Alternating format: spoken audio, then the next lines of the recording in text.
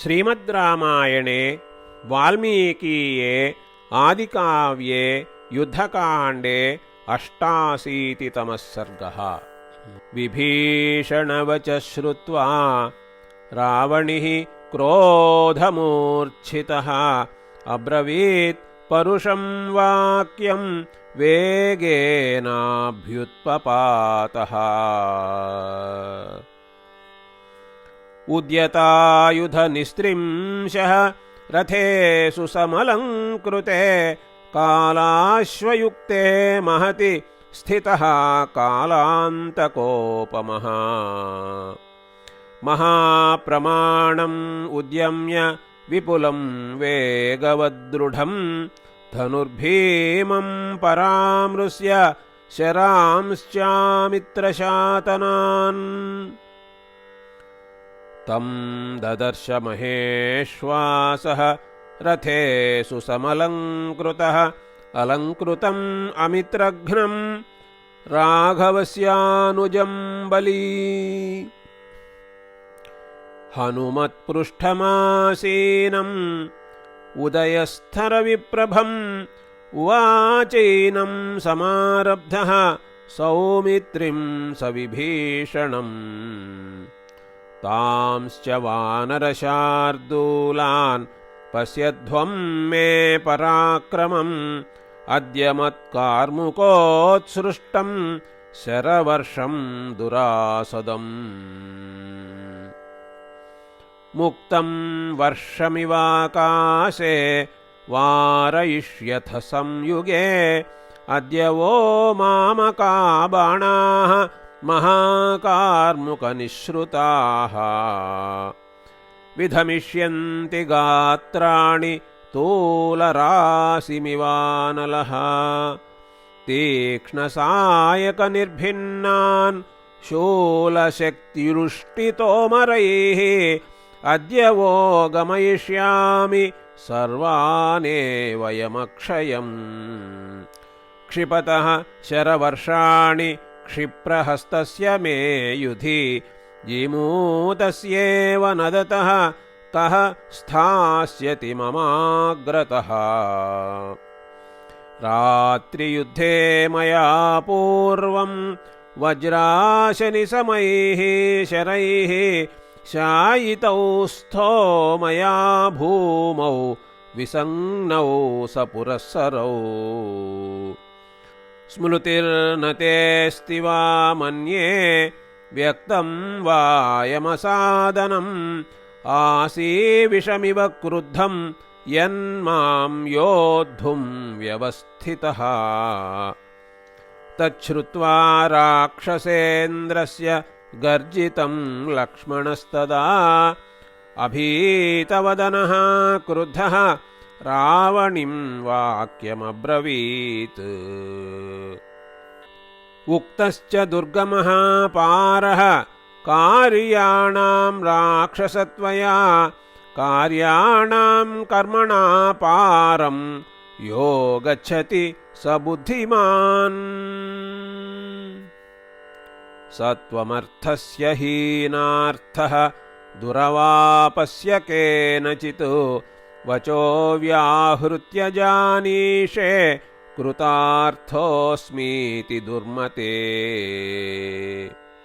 अन्तर्धानगतेनाजौ यस्त्वयाचरितस्तदा तस्कराचरितो मार्गः नैष वीरनिषेवितः। यथा बाणपथं प्राप्य स्थितोऽहं तव राक्षसा दर्शयस्वाद्य तत्तेजः वाचा त्वं किं विकथसे। एवमुक्तो धनुर्भीमं परामृश्य महाबलः ससर्ज निशितान् बाणान् इन्द्रजित् समितिञ्जयः।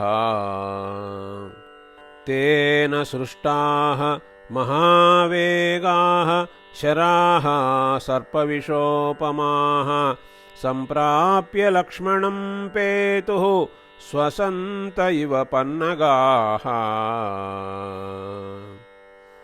शरैरतिमहावेगैः वेगवान् रावणात्मजः सौमित्रिम् इन्द्रजिद्युद्धे विव्याध शुभलक्षणम्। सशरैरतिविद्धाङ्गः रुधिरेण समुक्षितः शुशुभे लक्ष्मणः श्रीमान् विधूम इव पावकः।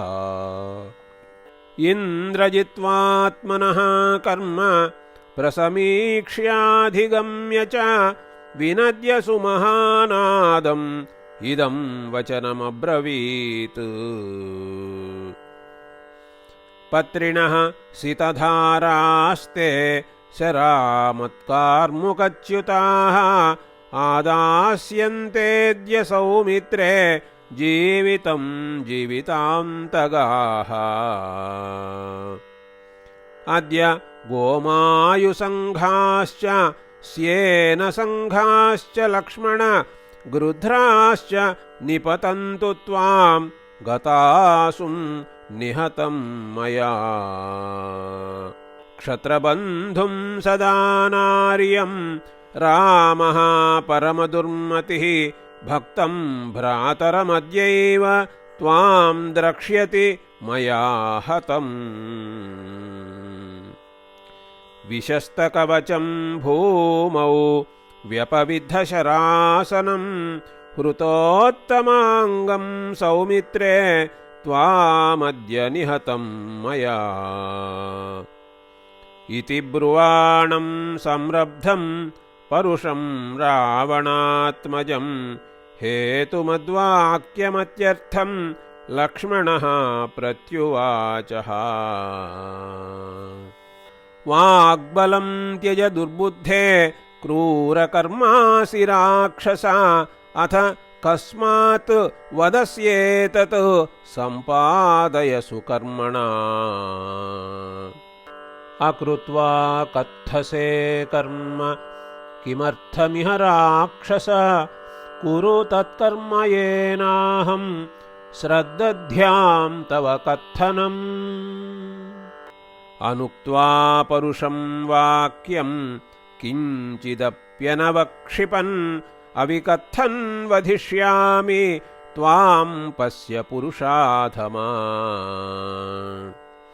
इत्युक्त्वा पञ्चनाराचान् आकर्णापूरितान् सितान् निजघान महावेगान् लक्ष्मणो राक्षसोरसी। सुपत्रवाजिता बाणाः ज्वलिता इव पन्नगाः नैरृतोरस्य भासन्त सवितुरश्मयो यथा। सशरैराहतस्तेन सरोषो रावणात्मजः सुप्रयुक्तैस्त्रिभिर्बाणैः प्रतिविव्याध लक्ष्मणम्। स बभूव तदा भीमः नरराक्षससिंहयोः विमद्दस्तुमुलो युद्धे परस्परजयैषिणोः। उभौ हि बलसम्पन्नौ उभौ विक्रमशालिनौ उभावपि सुविक्रान्तौ सर्वशस्त्रास्त्रकोविदौ। उभौ परमदुर्जेयौ अतुल्यबलतेजसौ युयुधाते तदा वीरौ ग्रहाविव नभोगतौ। बलवृत्राविवाभीतौ युधितौ दुष्प्रधर्षणौ युयुधाते महात्मानौ तदा केसरिणाविव।